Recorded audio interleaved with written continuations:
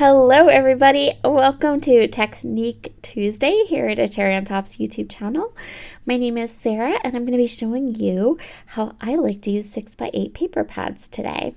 So one of my absolute favorite things to do is to take a peek at Pinterest and find a quilt design that I like, and that was that photograph that I just showed you.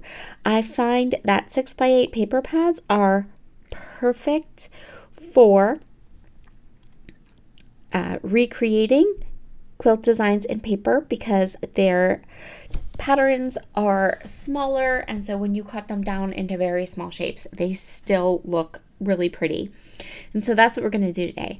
I have started with a couple of sheets of coconut swirl cardstock from Basil, and I cut those sheets into 3x3 squares. Now, these are 3x3-ish squares. I wasn't super duper precise in how I cut them. I just cut them with my trimmer, and now I am cutting loads and loads of strips. So my little paper strips are 1 inch wide by 1.5 inches long, and I'm going to fit 6 of those patterns from the 6x8 paper pad on each of the 3x3 white cardstock pieces. Not all of them. So what I'm doing is I'm doing about every other. And then the other white cardstock squares, I just gave them a little bit of an ink edging using Vintage Photo Distress Oxide ink. I'm also giving my rectangles, my 1 by 1.5 rectangles, a little bit of edging as well. And then I'm going to go ahead and cover every other of the cardstock papers with the patterns, and those are going to give me my quilt squares, as we are loosely going to call them. I'm alternating the patterns, so I'm using the 6x8 paper pad from 49th and Market, the Spiced Collections. I am choosing the patterns that are repeating patterns or tone on tone patterns. So some of the patterns in this particular paper pad have more of a scene on them. I'm going to keep those papers with the scenes for another upcoming project.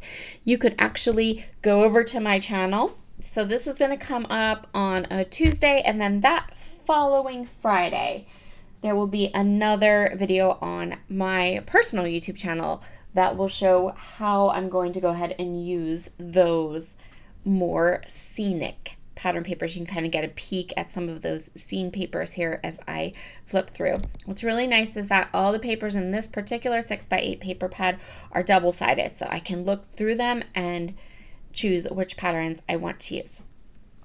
I did go ahead and alternate the patterns between, I think, 8 different ones, and that way I do have these patterns repeating as I create the different quilt blocks. So that gives my whole finished page a more cohesive look. So if you give this a try, you will always have to give your little squares a haircut when you're done. So remember what I said? There's always going to be that teeny tiny little less than a 1/16 of an inch piece because I wasn't super precise. I lined it up on my paper trimmer, but even when you are lining things up on your paper trimmer, you're going to end up with little white edges, and that's fine. Just trim them off, because when you go ahead, as you'll see here, as we go ahead and continue on with our layout, you're not even going to notice that some of them are slightly less than 3x3. So you can see here, I'm just trimming off those little white edges with my Tim Holtz little mini trimmer. Once I have each quilt block finished, I'm going to go ahead and ink them using that Vintage Photo. For the white squares, initially I'm just going to ink them and put them aside, and I'm primarily going to be working on the quilt blocks, these smaller blocks. And you can see here just alternating and then moving on to the next block. The white squares, I dry embossed them using that embossing folder. This embossing folder is from Sizzix, and it's actually from a cherry box from earlier this year. So I took the squares, I dry embossed them with the embossing folder on the white cardstock. And now I have both the quilt blocks and these textured white blocks.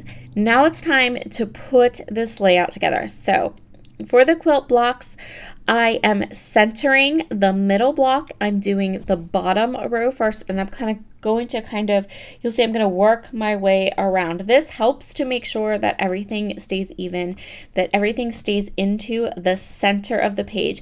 Remember how we had to give those quilt blocks a little bit of a haircut or just a little bit of a trim? Well, because we dry embossed the other white pattern papers, that actually made them just a little bit smaller. So that's awesome, because now our quilt blocks are actually going to fit together really, really well. So I started with the bottom 3 across and centered them. Now I'm going up. And once you have this kind of L shape created, filling in the rest is really nice and easy. So that's what I'm going to do now. I'm going to fill in this whole center section. You could, of course, do the entire page if you wanted to. I thought that it would be a great idea just to use this center section, and then I have some white space on either side of my layout, and we're going to actually add a little bit of stitching to that, faux stitching, as we move through our layout. So I'm just going to get all of these quilt pieces into place, and then I'm going to go ahead and I'm going to use some more of that 6x8 paper pad to trim map my photos. So these are 2 photos I took on vacation. I recently took a nice, lovely long vacation to Virginia. I went to a whole bunch of historic sites, one of them being Mickey's Tavern. So that is what we are going to scrapbook today. So these are just the photos of the outside of the tavern, and this will almost be like a starting page. I have more pictures from the delicious food we ate and the things that we saw while we were here, so I will definitely be scrapbooking more pictures of our trip, because it was this part of our trip, it was pretty much a whole day, and it was fabulous. So in case you have never visited Mickey's Tavern in Virginia, it is a tavern that has been in business since 1784, and they serve period food.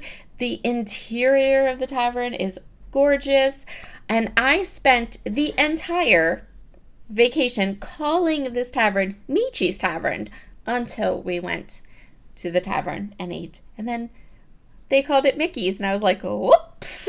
So that's kind of a little bit of the story that we're going to tell on this page today. I have added foam tape to the back of both of my photos, and you saw me there kind of deciding where I wanted my photos to be on my page. And now I'm going to go ahead and stamp my title. So this is a stamp set from my stash. It's no longer in production, but I absolutely love the font. So I'm just using some Raven ink from Brutus Monroe, and I'm going to stamp my title. I love this cursive font and the fact that this title, the letters kind of link in together. So when I'm all done stamping my title, I'm going to actually have 4 kind of calligraphied style or hand lettering style on my page. I am a big fan of buying stamp sets and stamping titles, because when you find a font you love, you don't have to break the bank, and you don't have to worry about having to come back and buy those same letter stickers over and over again. You have them forever. So that's my title. My title is Mickey's Tavern, pronounced Mickey. Kind of a nod to how I had mispronounced it for most of our trip until we got there. So the next thing I want to do here, I'm going to have my title, and to set my title on, I'm going to use a bunch of these beautiful laser cut leaves. These are also from the Spiced line from 49 and Market. So I'm just choosing some of these leaves. I'm going to treat them almost like floral pieces. I'm going to cluster them all together and cluster them up in a couple of different spots so that when you look at the layout as a whole, your eye can kind of follow this cascading row of leaves from the top of the page down through the title and photos and then into the bottom.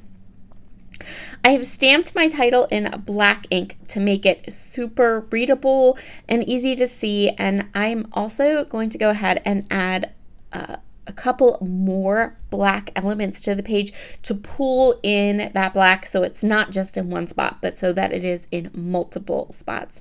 I've also grabbed some of the buttons from another pack of laser cut elements from 49 and Market, and I'm placing those little buttons with their string tone on different parts of my quilt design. I am adhering all of the leaves and my title words with Nuvo Deluxe adhesive.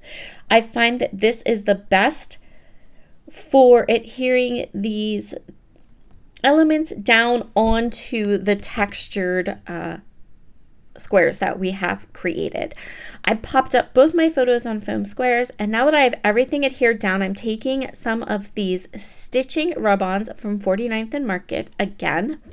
So these are the Stitching Essential rub-ons. I love 49 and Market rub-ons. They are fabulous. They go on easy like butter, and they look amazing. These stitching rub-ons, I adore them. So I'm just creating a line of stitching down the side, both sides of my page. So we have our quilt design, and then we're pulling in some more of the little sewing ephemera and the stitching rub-ons just to kind of reinforce that kind of stitching idea. And even here, I'm not going to waste any of my rub-ons.